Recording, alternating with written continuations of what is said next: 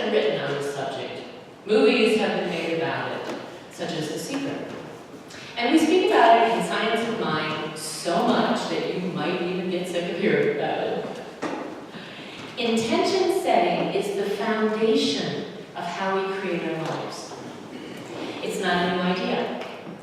Jesus was teaching it during his day, and the Buddha taught cause and effect, or karma, hundreds of years before Jesus. And other master teachers have shared similar teachings and words and thoughts before and since then. Yet we continue to be reminded, because for some reason we forget the principles or get complacent in our use of them, unless we are reminded. And I'm right there with you. In the email newsletter a few days ago, I referenced a quote from the Science Mind textbook by Ernest Holmes that provides greater depth of this idea of the power of intention and creating with God. Holmes wrote, "This law of mind is man's access to the original creative genius of the universe and has no intention for us other than the intention that we give it." We give the law of mind whatever intention we choose. We place our ideas into that space of wonder and creativity and unlimited possibilities, into that universal law. Science of Mind teaches that God is both love and law. Love points the way. Love rules through law. And life is dominated by love. Love is the power of creation. It is part of the cause and effect. And law is the other part, the flip side of the coin, so to speak. While love points the way, law makes the way possible, the creation possible. Law is the action side of the intention. Law is divine mind in action. Law knows only to do, and it works the same for everyone. There's no favoritism involved. Just like gravity works the same for everyone, that's how the law of mind works as well. So we set in motion this universal principle, the creative genius of the universe, of creation, through our thoughts and our words and our feelings of intent. And the law returns to us that which we declare, in some manner or form, according to our belief. And this is important, belief. The depth and strength of our belief adds to the mix for our creative endeavor, our intention, and thus the results, the effects of what we desire. Do you have just a little bit of belief? Then the effect or manifestation may take longer or fizzle out if you change your mind or lose focus. Do you have a great deal of belief? An incredible focus and passionate desire to create something specific in your life? Then you're probably already starting to see the results of that intention and aspiration, aren't you? What about the belief that you've held on to for so long? The one that's such a part of you, you can't even separate yourself from it. What are you repeatedly creating in your life over and over again because of that deep-seated belief? Is it still serving you in a positive and uplifting way? Or is it time to take a look at your beliefs and release whatever is holding you back from expressing as love? Only you know the answer to that. We need to be clear and careful about what we ask for, and then move forward and do it. Do as Jesus taught in Matthew 21, verse 22. And all things, whatsoever ye shall ask in prayer, believing ye shall receive. Ask, receive, believe. Those three create the abundance in whatever form that looks like for you.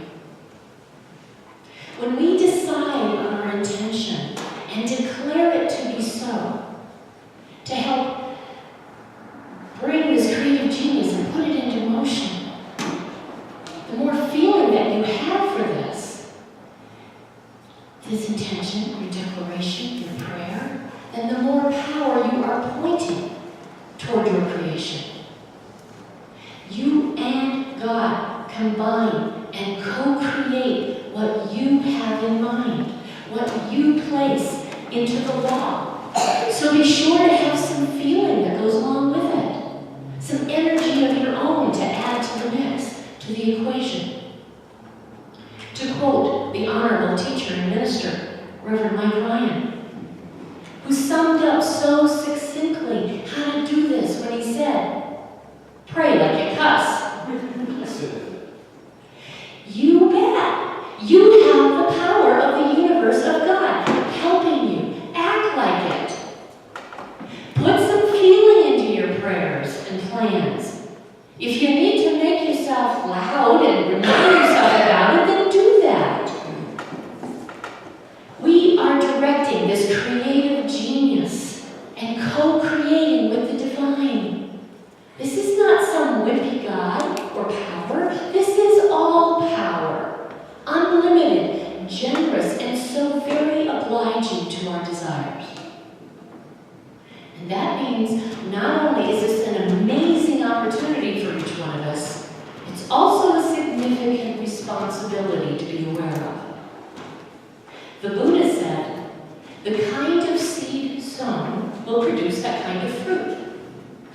Those who do good will reap good results. Those who do evil will reap evil results. If you carefully plant a good seed, you will joyfully gather good fruit.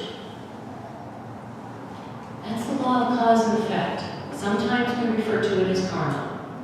Fortunately, even when we make not so good decisions for ourselves, eventually, if we're willing to and open to look objectively at our past, there is always some good that comes from our designs of life. We can see it. And if you believe that God only creates for good, no matter how poorly things may look or start out in the process, eventually good will come from your not-so-good plans. It's each person's responsibility to be aware of what they are creating in their lives. To plant seeds backed by a loving intelligence and loving intentions, so that the same will be reflected back, returned to them in form. Let's forget the not-so-good stuff and focus on the really good stuff more often. The law of mind, of cause and effect, doesn't determine what comes back to you. It just takes your seed of an idea and belief and runs with it. It's the same in nature too, isn't it? The soil takes the seed from the farmer and grows what is planted. It doesn't reject the seed and say, no thanks, I think I'll, grow something else today. Just like nature or soil, that precious seed of intention grows based on what you place in that womb, that law.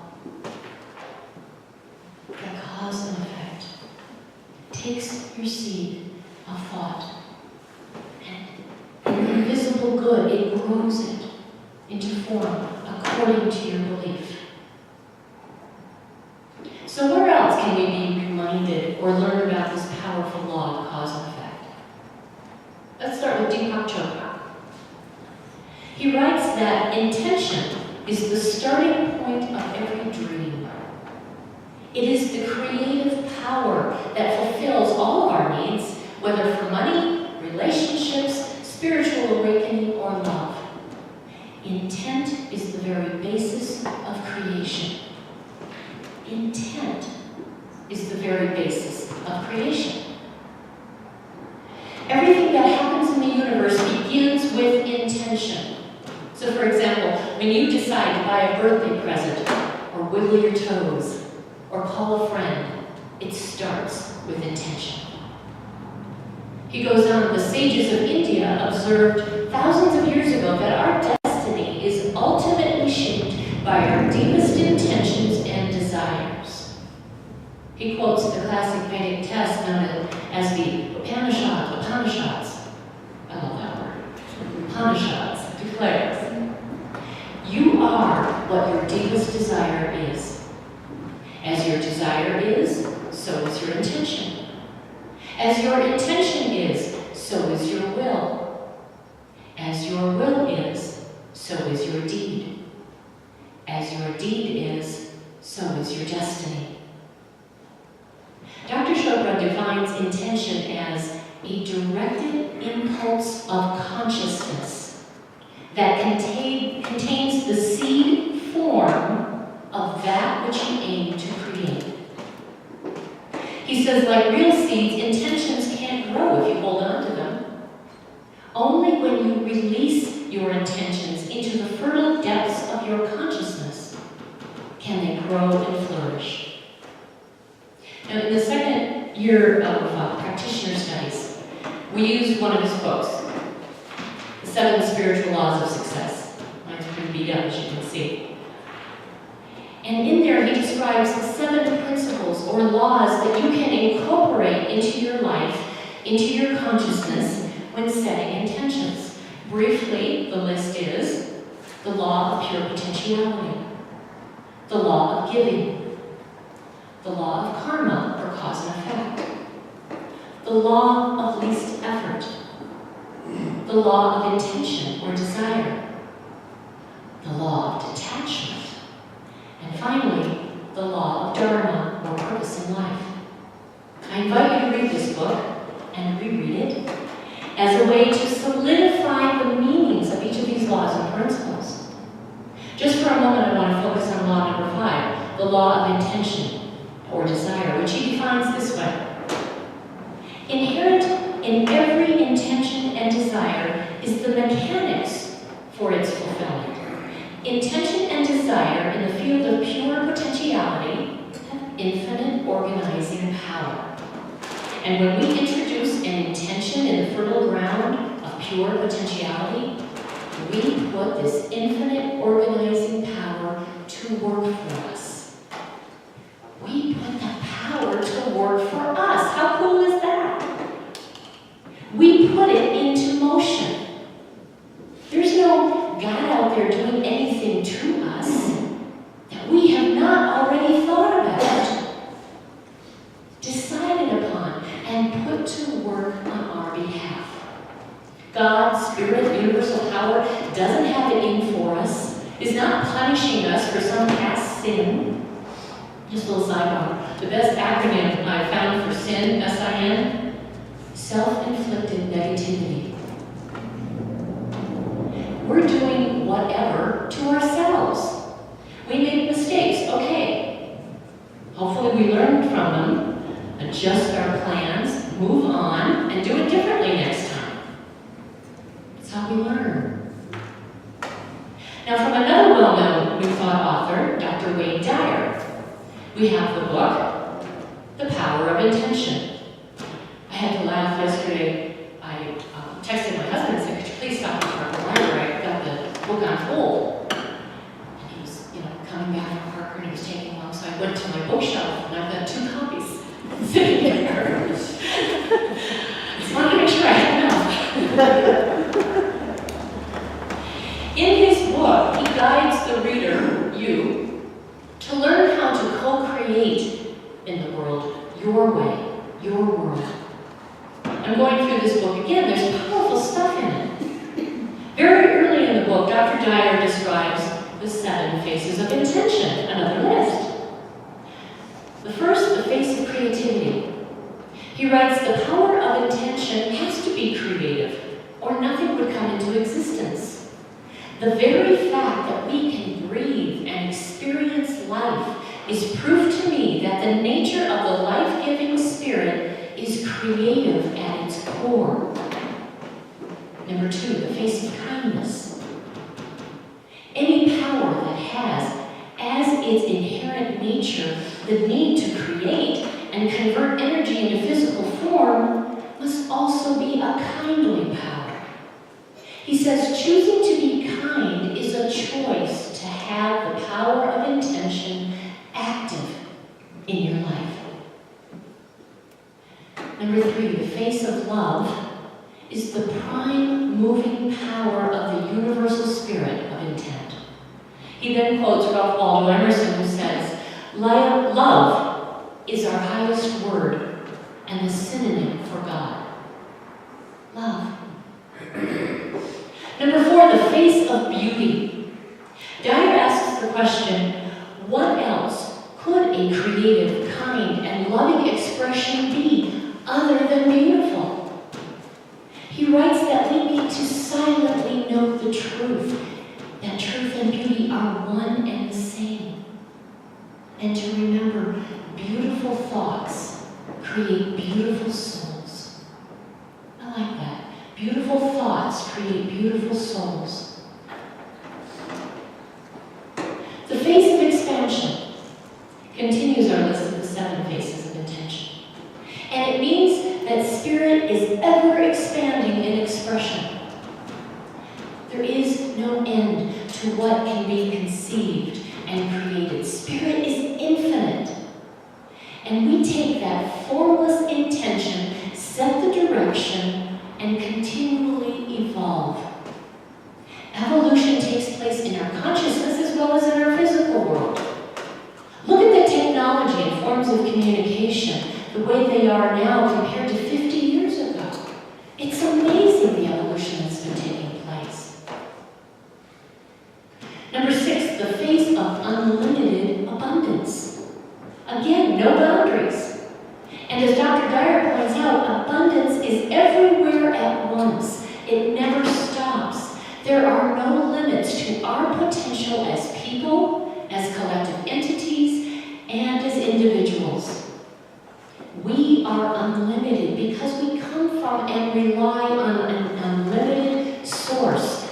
God is our source.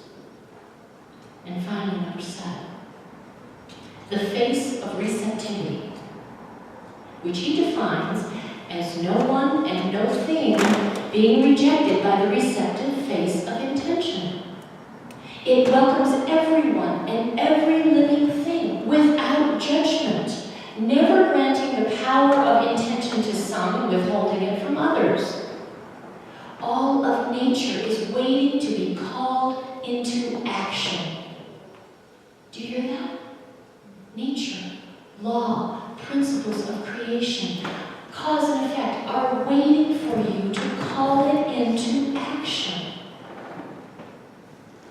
When we say yes to one of our ideas or intentions, then and only then does law, spirit say yes to us and begins moving into alignment toward its creation and manifestation for our highest good. I'm reminded of what a practitioner friend of mine once told me. How this happens is none of my business. That part belongs to God. I only need to be concerned with what I want to create, what my intention is. And I still need to be reminded of that from time to time. This topic of the power of intention came at the perfect timing for me. Once again, as some of you know, last year I volunteered to be part of the planning committee for the 2015 Anton Conference, which is this next week. For many years, the annual conference was held in Phoenix, and then last year in Atlanta. So I thought it would be fun to be part of the group, the committee, to help organize the one for 2015. At the time I volunteered, I thought it would be on land. It seems the cosmic joke was about to be played. I had no idea that the location was to be somewhere in the Atlantic Ocean on a cruise ship. Sounds like fun, right? To some. The cruise is from Fort Lauderdale to Cozumel. I haven't been to Cozumel. And the only reason it sounded interesting to me is because there are Mayan ruins there. I love studying religious archaeology. And I'm going to visit one of the ruins during our one day on land. I'm really looking forward to it. Being on land and off the ocean. You see, I've had a few traumatic experiences involving water and the ocean, including nearly drowning in the California surf many years ago, as well as many other experiences of not being able to breathe. You see, I like breathing. I found that breathing is essential to my happiness. All these combined experiences have left me with what I refer to as a healthy respect for the ocean. I don't go in it, at least not past my knees. What I learned just recently is that this healthy respect is actually an irrational fear, and it has a name. It's called bathyphobia, the fear of depths. And is often associated with oceans and seas, but can also apply to tunnels and caves, long hallways, wells, and anything else where there is some unknown or very deep aspect. It's referred to as irrational for a very good reason. No matter how loving the suggestions or logic by others, and I've received a boatload of them, however many I get to solve this fear, it really doesn't help a person with bathyphobia. The healing, whatever that looks like, has to come from within the person who has the fear. So the closer the cruise date has come, the more work and attention I've been given to healing this part of me. I purchased seasickness medicines in case I get queasy. I've made sure all my life insurance policies are paid. Seriously, I even took out extra. I've shared emergency phone numbers, and my house and dog are taken care of. Also, I've been taking special essential oils. I even took some this morning and brought some along, so that I don't have a panic attack or start crying in the middle of a conversation, the way I've been doing for several weeks now. Every time I see a picture of that ship, which our committee chair posted another one on the website, it's like, yay! And you know those little swim wings that people wear, kids wear? Well, my husband has agreed to be my wingman and to stay close by as much as possible. If you want to join my prayer support team, I welcome all of you to cruising consciousness with me, whether on the ocean or right here in beautiful landlocked Colorado. I love Colorado, no oceans. And yes, I've been praying, meditating, journaling, saying and writing affirmations every day, and having very stern talks with Maggie. I'm working on my own consciousness, because that's the only thing that will dissolve this fear and change it into just another experience of life. What has helped most of all is to stay in the now moment and to set the intention that this is going to be a wonderful cruise. The ship is in perfect condition. The ocean and winds are calm. I'll be busy doing lots of conference and stuff and helping the committee. I'm part of the Anton onboard choir. I'm going to have a fabulous time. And I never need to do another cruise. I can check that off my list, and that brings me a lot of peace.